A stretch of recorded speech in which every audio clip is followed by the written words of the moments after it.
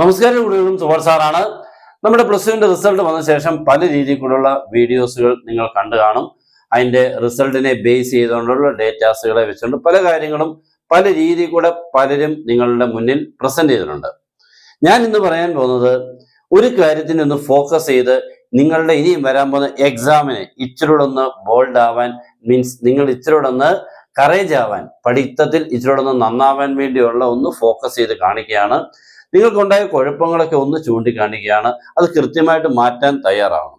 നമുക്ക് എന്തായാലും എന്നെക്കുറിച്ചാണേലും നിങ്ങളെക്കുറിച്ചാണേലും ഒരാൾ കുറ്റം പറയുമ്പോൾ ഇന്ന ചെയ്യല്ലേ എന്ന് പറഞ്ഞു കഴിഞ്ഞാൽ നമുക്ക് എത്ര എളുപ്പമല്ല അത് ചെയ്യാതിരിക്കുക. നമ്മൾ ചെയ്തുകൊണ്ടിരിക്കുന്നത് തെറ്റായിരിക്കും, പക്ഷേ വേറെ ആൾ പറഞ്ഞിട്ട് അത് മാറ്റാൻ നമുക്ക് അത്ര ഇഷ്ടമല്ല. അത് നമ്മുടെ ഒരു സ്വാഭാവികമായിട്ടുള്ള നേച്ചറാണ്. ഇനി അതൊന്നും മാറ്റിയിട്ടൊന്നും ചിലപ്പം ജീവിക്കാൻ പറ്റത്തില്ലായിരിക്കും. പക്ഷെ പഠിത്ത കാര്യത്തിൽ നിങ്ങൾ ഒന്ന് ശ്രദ്ധിക്കേണ്ടതുണ്ട്. പഠിത്തം എന്ന് പറഞ്ഞു കഴിഞ്ഞാൽ മാറിയില്ല എങ്കിൽ നമുക്ക് അതിന് ചേഞ്ച് ചെയ്യാൻ നമ്മുടെ മനസ്സ് അനുവദിച്ചില്ലെങ്കിൽ ചെറിയ കുഴപ്പങ്ങളൊന്നുമല്ല, വലിയൊരു കുഴപ്പത്തിലോട്ട് അങ്ങ് പോകാം. പ്രത്യേകിച്ച് ഇപ്പോഴത്തെ റിസൾട്ടിനെ കുറിച്ച് പറയുമ്പോൾ നമ്മുടെ ഈ വർഷത്തെ പ്ലസ് ടു റിസൾട്ട് എത്തിക്കഴിഞ്ഞിരിക്കുകയാണ്. എല്ലാവർക്കും അറിയാം. ഇവിടെ നമുക്ക് ഫെയിലായ കുട്ടികൾ എന്ന് പറഞ്ഞാൽ പ്ലസ് ടു സെയിലോട്ട് നമ്മൾ തള്ളി വീണു എന്ന് അതിലോട്ട് പോകേണ്ടി വന്നു. എത്ര കുട്ടികളാണെന്ന് ചോദിച്ചാൽ 82,248 ഇത് കഴിഞ്ഞ 10 വർഷത്തിനിടയ്ക്ക് ഏറ്റവും ഹയസ്റ്റ് ആയിട്ടുള്ള നമ്പറാണ്. ഇതിന്റെ കാരണം എന്താണെന്ന് ചോദിച്ചു കഴിഞ്ഞാൽ പലർക്കും പല കാരണങ്ങളുണ്ട്. എന്നാലും ഞാൻ അതിനുള്ളത് കുറച്ച് കാരണങ്ങൾ നിങ്ങൾ സമ്മതിച്ചാലും സമ്മതിച്ചില്ലേലും ഞാനൊന്ന് ചൂണ്ടിക്കാണിക്കുകയും അതിന് നിങ്ങൾക്ക് ഉണ്ടാകുന്ന എന്തെങ്കിലും ഒരു സൊല്യൂഷൻ ഞാൻ അതൊന്ന് പറയുകയും ചെയ്ത് മാറ്റം ഉണ്ടായാൽ നിങ്ങൾക്ക് രക്ഷപ്പെടാൻ പറ്റും. ഇല്ലെങ്കിൽ നമ്മൾ ഇനിയും ഈ തെറ്റുകളെ വെച്ചുകൊണ്ട് അറിയപ്പെടാതെ മുന്നോട്ട് പോകും. നമ്മളൊരു വർഷം നഷ്ടപ്പെടും. ഒരു വർഷം നഷ്ടപ്പെടുമെന്ന് പറഞ്ഞാൽ നിങ്ങൾക്ക് മാത്രമല്ല, നിങ്ങളുടെ വീട്ടുകാർക്കെല്ലാം അതിൻ്റെ വിഷമം ഒരിക്കലും മാറാൻ പറ്റുന്നതല്ല, മാറ്റാൻ പറ്റുന്നതല്ല. നിങ്ങൾക്ക് മാത്രമേ എന്തെങ്കിലും ചെയ്യാനുള്ളൂ. ഇവിടെ റോഡ് നിങ്ങൾക്കുള്ളതാണ്. ഈ 82,248 എന്ന് പറഞ്ഞാൽ നിങ്ങൾക്ക് തന്നെ അറിയാം, ഒരു വലിയ നമ്പറാണ്, ചെറിയ നമ്പർ ഒന്നുമല്ല. കഴിഞ്ഞ വർഷം 79,000 ആയിരുന്നു, 79,000 സംതിങ് ആയിരുന്നു. അത് 82,000 കയറി. അപ്പോൾ വർഷങ്ങൾ കഴിയുന്തോറും നമുക്ക് സൗകര്യങ്ങൾ കൂടുന്തോറും, പഠിക്കാനുള്ള സൗകര്യങ്ങളൊക്കെ കൂടുന്തോറും പഠിത്തത്തിന്റെ റിസൾട്ട് കുറഞ്ഞുകൊണ്ടേയിരിക്കും. എല്ലാ ഓപ്ഷൻസും ഉണ്ട് പഠിക്കാൻ, പക്ഷെ പഠിക്കാൻ പറ്റുന്നില്ല. അപ്പോൾ ഇവിടെ റീസൺസുകൾ പറയുമ്പോൾ പലതാണ്. നമുക്ക് ഒന്നാമത്തെ രണ്ടാമത്തെ പല റീസൺ ഉണ്ട്. ചിലപ്പോൾ ക്വസ്റ്റ്യൻ ടഫായി. ഇപ്പൊ 4ഉം 3ഉം ഒക്കെ തോറ്റവരുണ്ട്. 3 സബ്ജക്റ്റൊക്കെ തോറ്റവർക്ക് റീസൺ പലത് പറയാൻ കാണും. ഒരു സബ്ജക്റ്റ് തോറ്റവരും ഉണ്ട്. അപ്പൊ ഈ 3ഉം 4ഉം സബ്ജക്റ്റ് തോറ്റവരുടെ മെയിൻ കാരണം, അതൊരു സബ്ജക്റ്റ് തോറ്റവരുടെ മെയിൻ കാരണം രണ്ടും രണ്ട് തന്നെയാണ്. അത് ശ്രദ്ധിക്കണം. ഇപ്പൊ ഒരു സബ്ജക്റ്റ് ഒക്കെ തോറ്റതിന് ഉള്ള കാരണങ്ങൾ പറയുമ്പോൾ നമുക്ക് ചിലപ്പോൾ ആ ക്വസ്റ്റ്യൻ, ആ പർട്ടിക്കുലർ ആ എക്സാമിന് വന്ന ക്വസ്റ്റ്യൻ പേപ്പർ ഇച്ചിരി ടഫ് ആയതിന്റെ പേരിൽ ഇപ്പൊ കെമിസ്ട്രി തന്നെ ഒത്തിരി കുട്ടികൾ തോറ്റിട്ടുണ്ട്. അത് എന്തായിരുന്നു നമുക്കറിയാവുന്ന, ആ എക്സാം കഴിഞ്ഞപ്പോൾ തന്നെ ക്വസ്റ്റ്യൻ നല്ല ടഫായിരുന്നു. അപ്പൊ അതിന്റെ റീസൺ നമുക്ക് ഏറ്റവും കൂടുതൽ നമുക്കൊരു 90% അതിന്റെ റീസൺ എന്തായിട്ട് നമുക്ക് പറയാം, ആ ക്വസ്റ്റ്യൻ മീൻസ് കെമിസ്ട്രി തോറ്റതിന്റെ മെയിൻ റീസൺ നമുക്ക് ക്വസ്റ്റ്യൻ ടഫ് ആയതിന്റെ എന്നുള്ളത് കൃത്യമായിട്ട് പറയാം. പിന്നെ മാത്സ് ഏകദേശം നമുക്ക് ഒത്തിരി കുട്ടികൾ ഫെയിൽ ആയിട്ടുണ്ട്. പക്ഷെ ക്വസ്റ്റ്യൻ ടഫ് ആയിരുന്നു അല്ല, അതാരെങ്കിലും അങ്ങനെ ടഫാന്ന് പറഞ്ഞിട്ടുമില്ല. പക്ഷെ പറയാറുണ്ട്. എന്നാലും നമുക്കൊരു ഓവറോൾ നോക്കുമ്പോൾ ജനറലായിട്ട് പറയുമ്പോൾ അതൊരു ഈസി എക്സാം ആയിരുന്നു. എന്നിട്ട് ഒത്തിരി കുട്ടികൾ കെമിസ്ട്രിക്ക് തൊട്ടടുത്ത് തന്നെ തോറ്റിട്ടുണ്ട്. അപ്പോൾ നമുക്ക് റീസൺ പറയുമ്പോൾ ടഫായതുകൊണ്ട് മാത്രമല്ല എന്നുള്ളത് ഞാൻ പറയാം. ഈസി ആണെങ്കിൽ പോലും ഒത്തിരി കുട്ടികൾ തോക്കുന്നുണ്ട്. ഫിസിക്സും അത്ര ടഫൊന്നും അല്ലായിരുന്നു, എന്നിട്ട് ഒത്തിരി കുട്ടികൾ തോക്കുന്നുണ്ട്. അപ്പൊ ഇവിടെയൊക്കെ തോക്കുന്നതിനുള്ള റീസൺസുകളിൽ ഒന്നാമത്തെ നമുക്ക് ക്വസ്റ്റ്യൻ ടഫായതിന്റെ പേരിലാവാം. രണ്ടാമത്തേത് പഠിക്കാനുള്ള ബുദ്ധിമുട്ടുള്ള കുട്ടികൾ കാണും, പഠിച്ചെടുക്കാനുള്ള.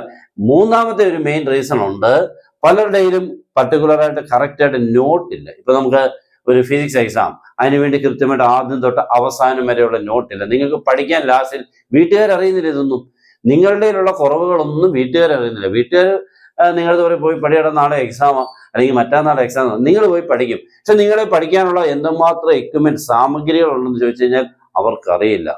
നിങ്ങൾക്ക് പക്ഷെ അറിയായിരിക്കും ഇവന്റെ ഈ പലതും പഠിക്കാൻ കഴിയില്ല, പക്ഷെ എങ്ങൊന്നും ഇപ്പൊ കിട്ടാനുള്ള സാധ്യതയില്ല, സമയമില്ല. ഇതിനു മുമ്പ് കിട്ടുന്ന സമയങ്ങളൊന്നും അതിന് ഉപയോഗിച്ചില്ല. നേരത്തെ നോട്ട്സ് എല്ലാം കളക്ട് ചെയ്യുക, ഇതൊക്കെ ഞാൻ പറയുന്നത് പലരും സമ്മതിക്കാത്ത കാര്യമാണ്. എന്നാലും എനിക്ക് തോന്നുന്നത് ഇതൊക്കെയാണ് ഹിഡനായിട്ടുള്ള സൈലന്റ് ആയിട്ടുള്ള കാരണങ്ങൾ ആരും അങ്ങോട്ട് സമ്മതിക്കത്തില്ലെങ്കിലും മനസ്സുകൊണ്ട് കുറച്ച് സമയമെങ്കിലും നോക്കുമ്പോൾ ഇതൊക്കെ ഇതിന്റെ കാരണങ്ങളായിട്ടുണ്ടാവും അല്ലേ? കമന്റ് ബോക്സിൽ നിങ്ങൾക്ക് പോസ്റ്റ് ചെയ്യാം നിങ്ങളുടെ അഭിപ്രായങ്ങൾ.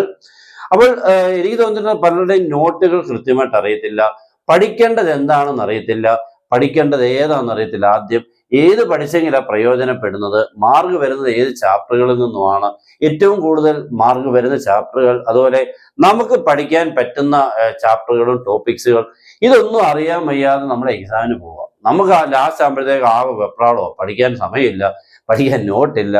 ഇങ്ങനെയൊക്കെ ഒത്തിരി പേര് ഇതിനുള്ളിൽ പെടുന്നുണ്ട്. ഇതിനകത്ത് ഒരു സബ്ജക്റ്റ് തോറ്റവരുണ്ട്, 4 സബ്ജക്റ്റ് തോറ്റവരുണ്ട്, 5 സബ്ജക്റ്റിനും തോറ്റവരുണ്ട് കേട്ടോ. അപ്പോൾ എല്ലാവരും ഇതിനകത്ത് ഉൾപ്പെടുന്നുണ്ട്. ഇവർക്കുണ്ടായ കാരണങ്ങളൊക്കെ ഞാനിപ്പോൾ ഇങ്ങനെ പറഞ്ഞുകൊണ്ടിരിക്കുന്നത്. അപ്പൊ ഇതൊക്കെ നോട്ടില്ലായ്മ വളരെ വലിയൊരു പ്രശ്നമായിരുന്നു. നെക്സ്റ്റ് എന്താണ്? നമുക്ക് എന്ത് പഠിക്കണമെന്ന് അറിവില്ലായ്മ ഒരു വലിയ പ്രശ്നമായിരുന്നു. ഏത് പഠിക്കണം, ഏത് പഠിച്ചാലാണ് പ്രയോജനം, അടുത്ത് ചോദിക്കാനല്ല, ലാസ്റ്റ് നിമിഷങ്ങളൊക്കെ ആയിരിക്കും ഇതൊക്കെ ചിന്തിക്കുന്ന പലരും. അപ്പൊ അങ്ങനെ നമുക്ക് ഒത്തിരി പേർക്ക് ഇതിനകത്ത് പാളിച്ചകൾ പറ്റുന്നുണ്ട്. നെക്സ്റ്റ് ഇതിനകത്ത് വലിയൊരു സംഭവമുണ്ട്, മൊബൈൽ യൂസേജ് ഓഫ് മൊബൈൽ. അത് വളരെ വലുതാണ്. ഞാനത് ഒരിക്കലും ഇനി നിങ്ങൾ ആരും ഇത് അല്ല എന്ന് പറഞ്ഞാലും ഞാൻ ഒത്തിരി പേര് ഇപ്പൊ ഇതിന്റെ ഇടയ്ക്ക് ഒത്തിരി പേരോട് സംസാരിച്ച് ഫെയിലായ കുട്ടികളുടെ പേരൻസുമായിട്ട് അവരെല്ലാം മെയിനായിട്ട് റീസൺ പറയുന്നത് മൊബൈൽ തന്നെ ഒരു വലിയ റീസണാണ്. ആ മൊബൈലിന്റെ അമിത ഉപയോഗം കൊണ്ട് നഷ്ടപ്പെട്ടത് ഒരു സബ്ജക്റ്റ് അല്ല, 2, 3, 4 സബ്ജക്റ്റുകളാണ് അവർക്ക് നഷ്ടപ്പെട്ടേക്കുന്നത്, ഒന്നായിട്ടല്ല.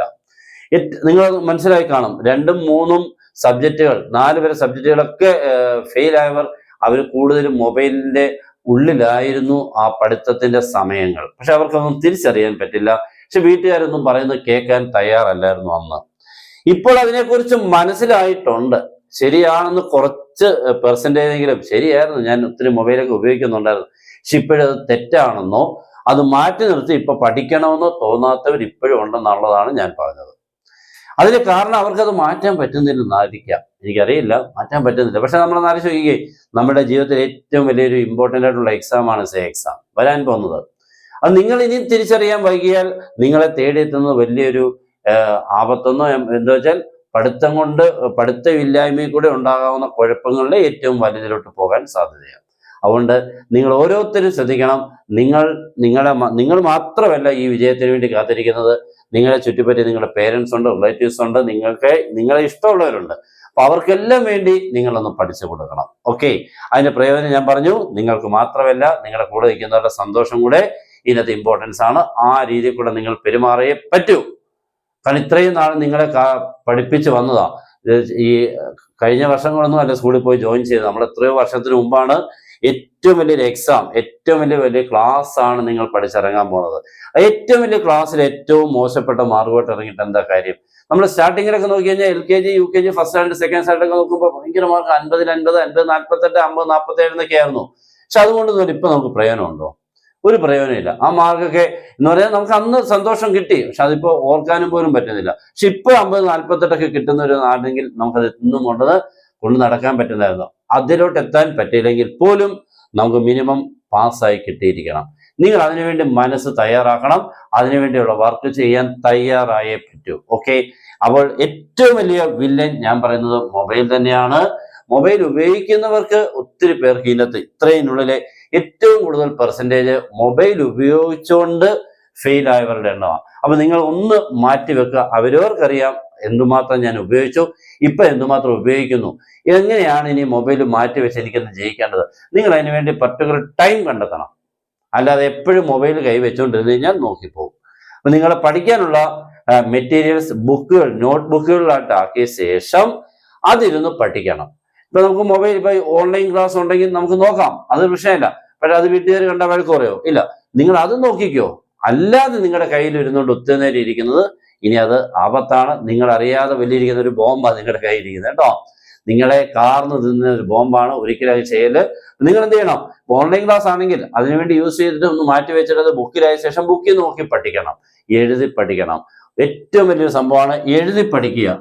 ആരും ചെയ്യാത്ത മറ്റൊരു ഇതാണ്. എഴുതി പഠിച്ചെങ്കിൽ മാത്രമേ നമുക്ക് ഏറ്റവും പ്രയോജനമുള്ളത്. എന്തുകൊണ്ടാണ്? നിങ്ങളുടെ എക്സാമിന് ചെന്നിട്ട് അവിടെ ചെന്നിട്ട് കാണാതെ പറയുകയോ അല്ലാതെ വേറെ ഒന്നും അല്ലല്ലോ, നിങ്ങൾ എഴുതി കാണിക്കണം. നിങ്ങളുടെ ആൻസർ, ക്വസ്റ്റ്യൻ ചോദിച്ചിരിക്കുന്നതിന് ആൻസർ എഴുതി കാണിക്കണം. അപ്പോൾ എഴുതി കാണിച്ചെങ്കിൽ അപ്പൊ ആ പ്രാക്ടീസ് അങ്ങനെ തന്നെ നടത്തണം. വേറെ ഒരു രീതി കൂടെ ഞാൻ എക്സാം ആകുമ്പോൾ എഴുതിക്കോളാം, ഒരിക്കലും നടക്കില്ല. നിങ്ങൾ ഇനി എത്ര ശ്രമിച്ചാലും എക്സാമിന് അന്ന് എന്നിട്ട് എഴുതാൻ ശ്രമിച്ചു കഴിഞ്ഞാൽ പലതും തെറ്റിപ്പോകും. പലതും തെറ്റിപ്പോകുന്നുള്ള ഇനിയും മാർക്ക് വന്നിട്ട് നോക്കിയിരിക്കാൻ പരീക്ഷ ഒന്നും ഉണ്ടാവരുത് കേട്ടോ. രണ്ടാമത്തെ കാര്യമാണ് പല പേരൻസിന്റെയും നമുക്കറിയാവുന്ന കാര്യമാണ്. എക്സാമിന് ക്വസ്റ്റ്യൻ പേപ്പർ കണ്ടാൽ തിരിച്ചറിയുന്നില്ല എന്തുവാ ക്വസ്റ്റ്യൻ എന്നുള്ളത്. എന്തുകൊണ്ടാണ് അതിന്റെ കാരണം? പരിചയക്കുറവ് കൊണ്ട് മാത്രമാണ്. നമ്മൾ ഒരു കാര്യം ഒരാളെ പുതുതായിട്ട് കാണുന്നു, നമ്മൾ പറയുക ഞാൻ ആദ്യമായിട്ട് കാണുക, എനിക്ക് പരിചയമില്ല. പക്ഷെ ഒരു തവണ കണ്ടു, കുറേ വർഷങ്ങൾക്ക് ശേഷം ഒന്ന് പിന്നെ കണ്ടാൽ നമ്മൾ പണകാണ്ടെന്ന് കണ്ടാൽ എനിക്ക് ഓർമ്മയൊന്നും വരുന്നില്ല.